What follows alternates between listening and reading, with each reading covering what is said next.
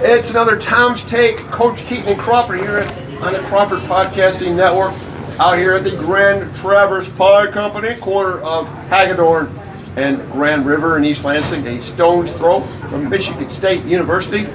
My co-host Carrie is a plethora of knowledge as a coach, of leadership, of opinions, strong opinions. And we got a lot to unpile here.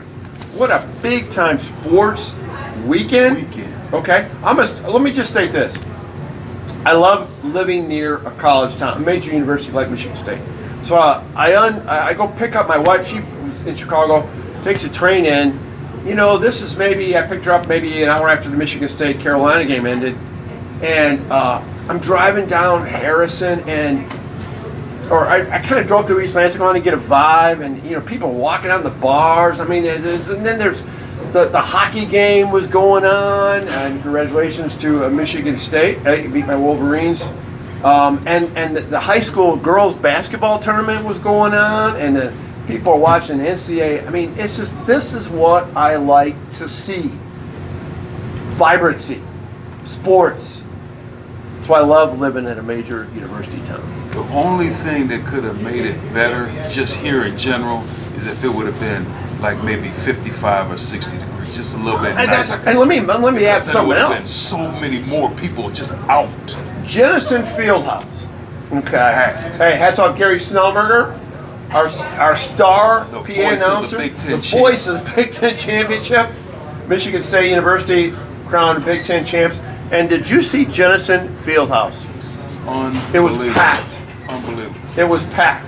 And it looked, my God, it was like, wow. This took me back to the 60s in the state finals. It was basketball when that arena, that old arena, that field house was packed. It was just awesome. You know, they say you put lipstick on a pig and it's still a pig. Well, that Jenison was looking beautiful. Hey, nice yesterday. job, Michigan State. They did what they had to do, and it looked amazing. It sounded amazing. It sounded amazing. You got arena. See, this is what I like about repurposing old structures, especially historic structures. Sure. Like Jenison Field. I would like to see, like, because of the fact, because people are always talking about they need new venues, raising things, knocking down. I'm like, screw that. They need to do well. In order to retrofit buildings, out of my graduate study classes, the one class that I truly loved the most and learned the most was my facilities management class. Oh, so that's all. I can see you doing well in when that. I go to places, I'm dissecting. Like, I look how can around. I make this better? I look around exits. I look. What if this happens? What if that happens? And a lot of that, when you talk about that, I do look like, okay, how can I get out of here the fastest? In case something like Russia happens, when people just come walk in and just start whatever. Yeah. Well, I digress. The millions of dollars that it costs to retro to make it, with all the new laws, ADA and things like that, asbestos and all that. It's almost impossible. But I was thinking, what I would like to see, if it's possible to do, take out the bench seating around the whole upper area of Jenison and make it chairbacks. Wow. Do chairbacks all the way around the whole thing, because at the end of the day, how many, like that Big Ten championship is going to come around once every 16 years now. Yeah, interesting. So how many other teams are? It's going to cut the attendance down, but you're only going to need it that much. But the experience for regular gymnastics meets and wrestling meets, you get to sit in those chairs around it. Anyway, it's just and you're in that building. You see, remember the clock? You always see the clock. Big basketball, you see the clock. You knew what time it was. The semifinals every year at Jenison. The A doubleheader.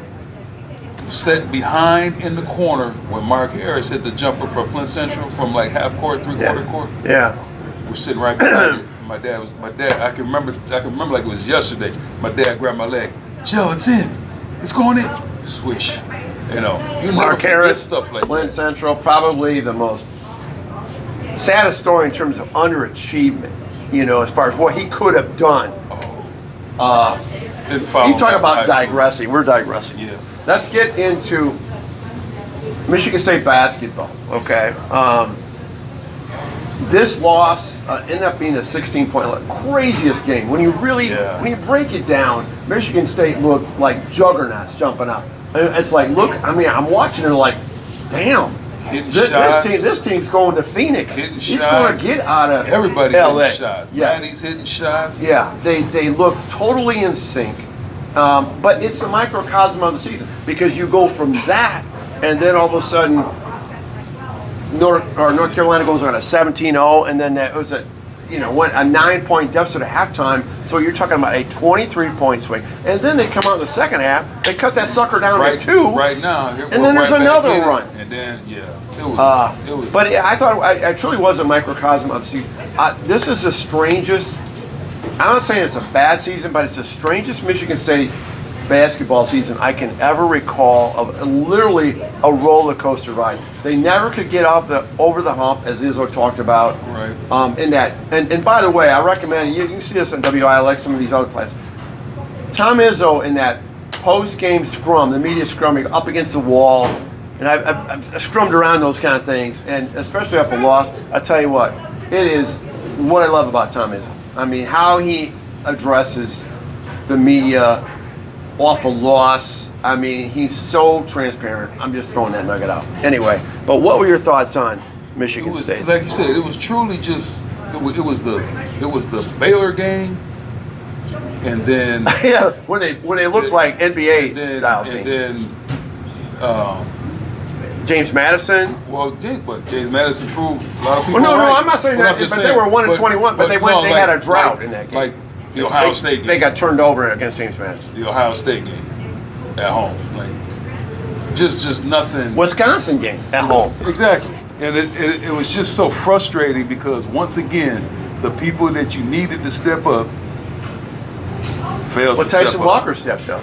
But Tyson Walker stepped up every game. All the time. He's the only one constant. You're talking about AJ Hoggard? Yeah. Who still had his moment. I mean, can't still make no layups. Yeah. Throwing the ball. It was like you said that it was like you can't really tell what kind of season.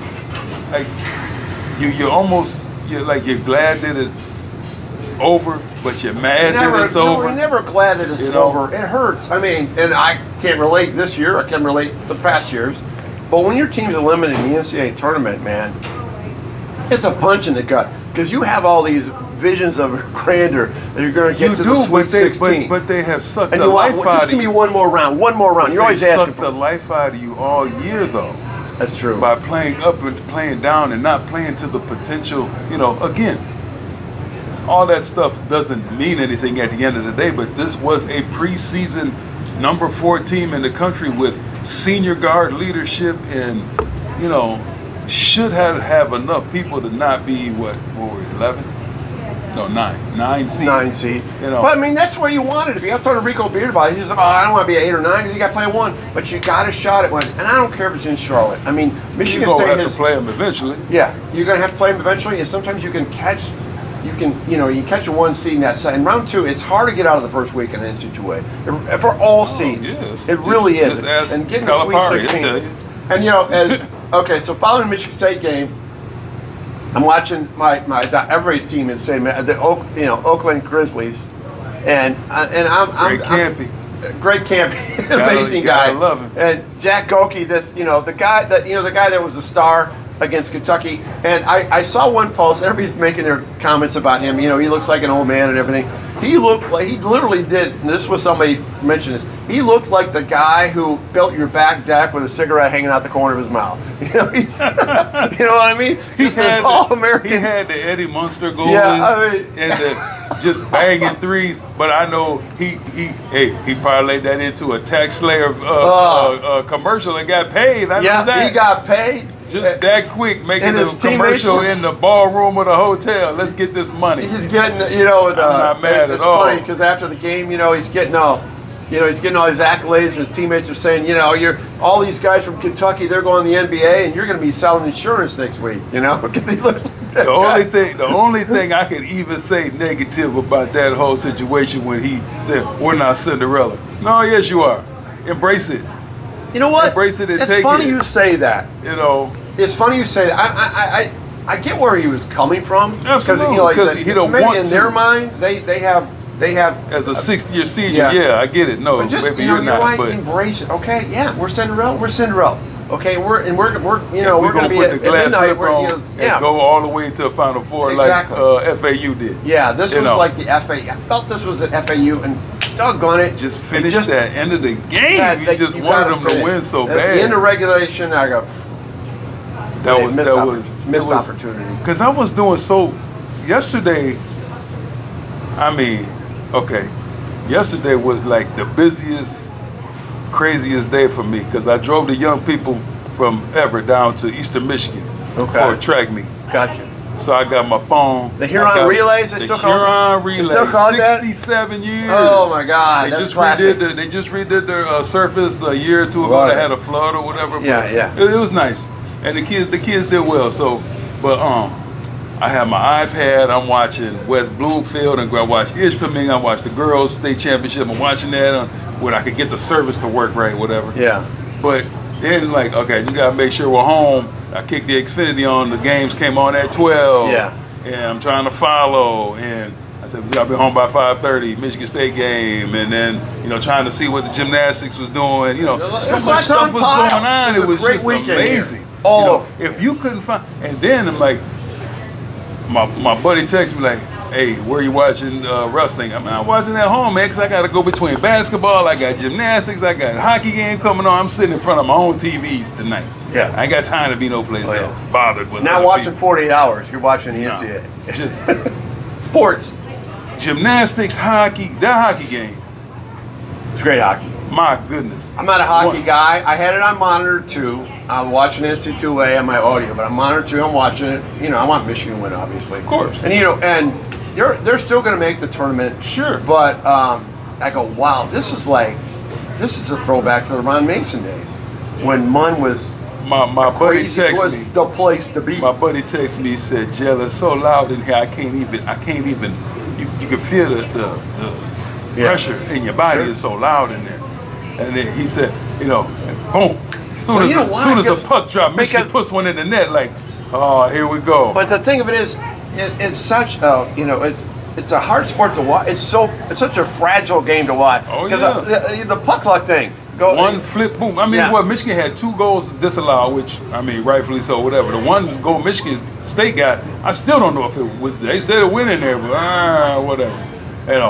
But then they hit the pole in the overtime. I know. It's like, it's a unique sport, but I'll tell you what, it's a sport that has a niche following that their people are passionate. no question. And then fans when they're starting. I mean, they weren't out there when they were losing. I'm telling Absolutely you. not. Now they're out there right now. Absolutely Speaking not. of a team that was losing, that hopefully will not be losing. Michigan's got a new basketball coach, Dusty May, out of FAU.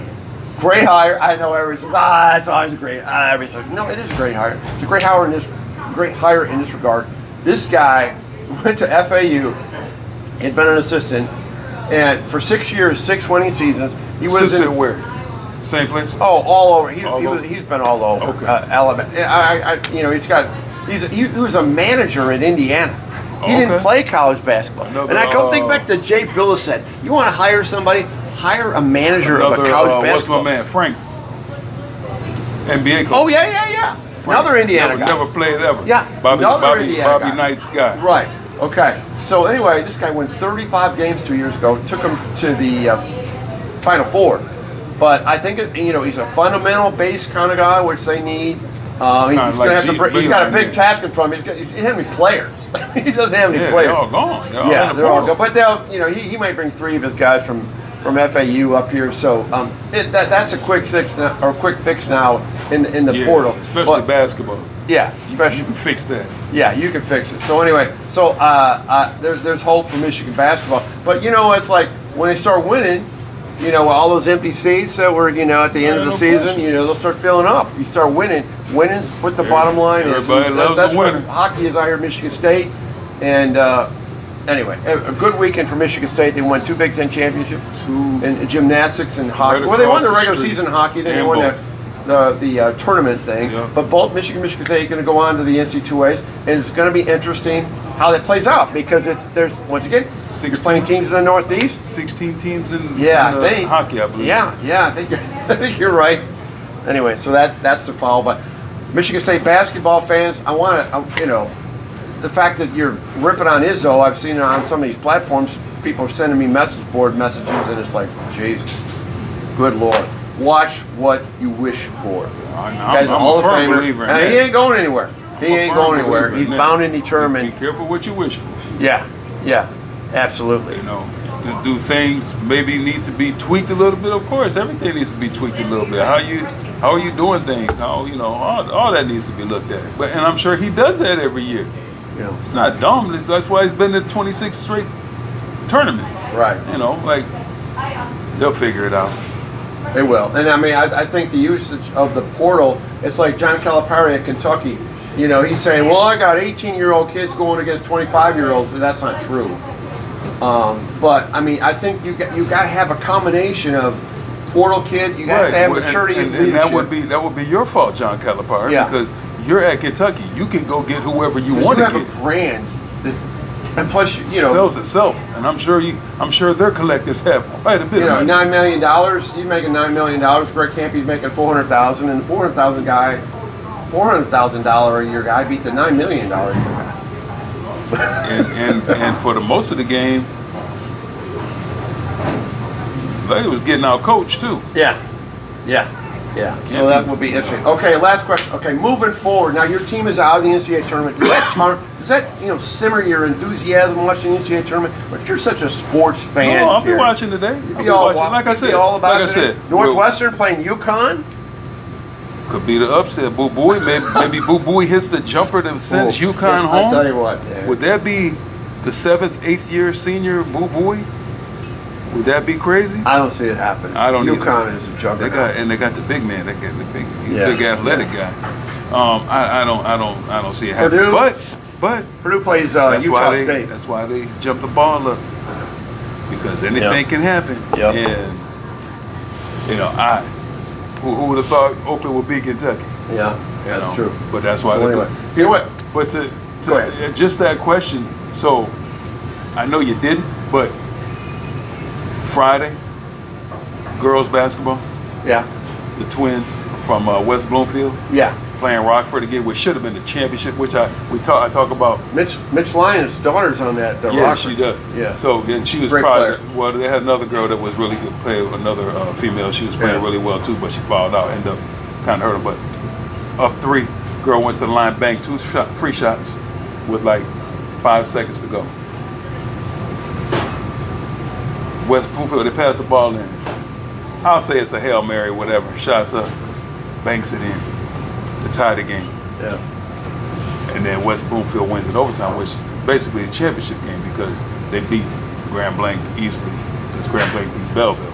But if you it goes back to just give me a shot. Well, the game over Richard, I think was in the semis, he hit a 3-ball to beat the team they were playing. Ann Arbor gave over Richard. Go look at the video. Okay, so they won by like 10, 12 yesterday. Yeah, but it took a buzzer beater to get to that. So that game should have been a final game too, right? Yeah. So why can't we receive what? I don't know. You know what I'm saying? But I know it is what it is. Yeah. But it was just like watching. There was so much coming from Thursday to Friday and Saturday. Just watching the competitiveness. That's what you want.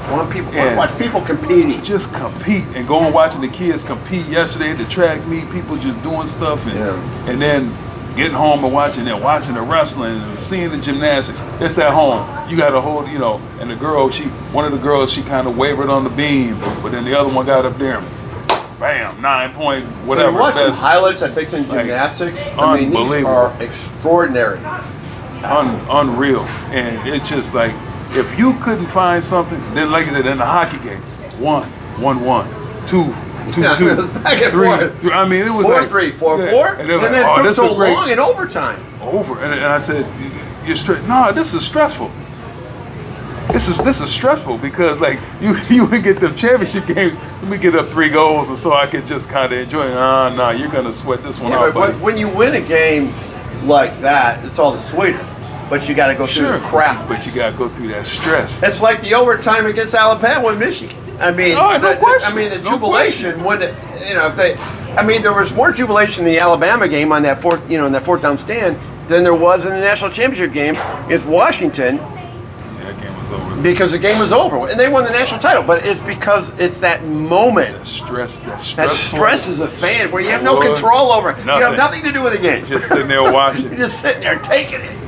Especially if you have a vested like I'm watching I like Oregon, that's my second favorite team. So I'm watching, they had the game won, but couldn't finish, and then Creighton hits the jumper, and it's like the other games, NC State game, I don't care who wins, but I'm sitting there watching like, take the basket. I know, but there's part of me that free watches these games that this is a sensitive part of Tom Crawford. Is when you see the team that loses, the sadness. Oh, the finality is horrible. Especially if you're tough. a senior and this is it. It's hard to watch. I mean, the high school games, it's like you're watching them, their shoulders are down. It's like, oh my god. The higher you get, it's more hurts. But it hurts more down because the higher you are, like, okay, if you're in the NBA, you lost the finals. Okay, but I still made $40 million this year. It sucks. Don't get me going on that. Yeah, I don't have college, and then it's like, I lost. I still may be able to go overseas and play basketball. This is it. It's not really over. Yeah. High school, you lose, a semifinal game or quarter. You may not ever put the pads on again ever.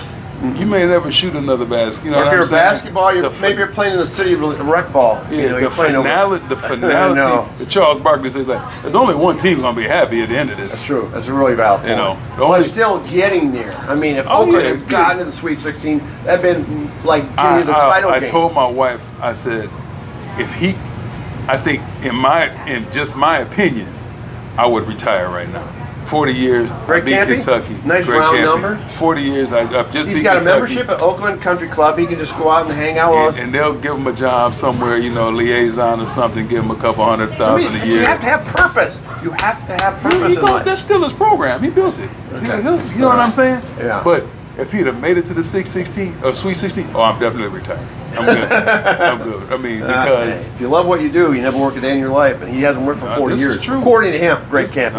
Kudos. So happy for him. Golden Grizzlies. So happy for him. Yeah. Because, like I said, because he's good people. He is. He's good people. He's old and you school. want to see good things happen. To good people. Yeah. So that was really satisfying, and unfortunately they didn't get it done yesterday. But a great run. He's Kerry Keyton, Tom Crawford here, Coach Keyton Crawford Podcasting Network. Go out to the YouTube channel and like and subscribe. Tom's Take Community. Follow us up there. Until next Sunday. Be safe. Go green. Go blue.